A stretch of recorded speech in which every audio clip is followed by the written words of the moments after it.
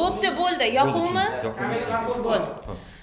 Yoquvmi? Men gapirmayman. Ket. Ha, men boshlayman beraman. To'xtang, men boshlayman. Obid Sabirich, Ismoil va Barnoni holatlari qanaqa? Yodingizda bo'lsa, bir hafta oldin operatsiya o'tkazgandik. Bemorimiz 73-yil tug'ilgan. Indeks massa telasi 48. RU bo'yicha gastroshuntirniy amaliyotni o'tkazganmiz. Bemorimizda ikkinchi tip qandli diabet bor edi. Hozir holatlar yaxshi, aktiv holatda, yaralari bitishi birlamchi. Hozirgi kunda sahrlari 6 bo'layotgan ekan. Siz tavsiyangizga ko'ra hech qanaqa dori yoki hech qanaqa inyeksiyalar, insulin olmayaptilar. Holatlari yaxshi. Tana vaznlari ham 10 kiloga kamaydi. Nima maslahat berasiz? Insulin yoki qanaqadir tabletkalarga muhtojmilar bemorimiz? Bir hafta oldin operatsiyadan oldingi holatda qondagi qandlar 20 dan baland edi.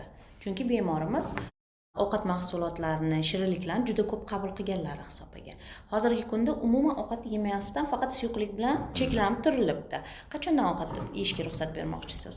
Biz hozir asta-sekinlik bilan o'zi sxemamiz bor, sxemamiz bo'yicha ovqatlarning hajmini ko'paytirib boryapmiz. Birinchida bulyonda, blenderdan chiqarilgan holatda go'sht, kartoshka, sabzavotlarni hammasini yeyaptilar.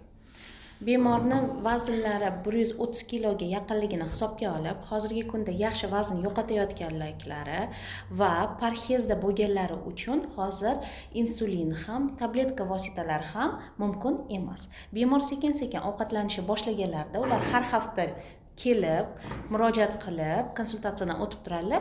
Agar ovqat yeyishni boshlaganlarida qondagi qand o'zgarishni boshlasa, demak shunda biz maslahatimizni o'zgartirishimiz mumkin. Lekin ko'pgina bemorlarda bariatrik operatsiya, ayniqsa gastroshuntirovaniydan keyin qondagi qand o'zgarmaydi. Ya'ni normal holatda yurishi kuzatiladi. Faqatgina bemorlarga parhezga rioya qilish hamda jismoniy harakatni ko'paytirish maslahat berilishi kerak. Bemorlar har hafta davomida ko'rikdan o'tiladi. Operatsiyadan keyin 2 oydan keyin bemorlarni har oyda bir marta, keyinchalik esa har 2-3 oyda bitta ko'rishimiz mumkin bo'ladi.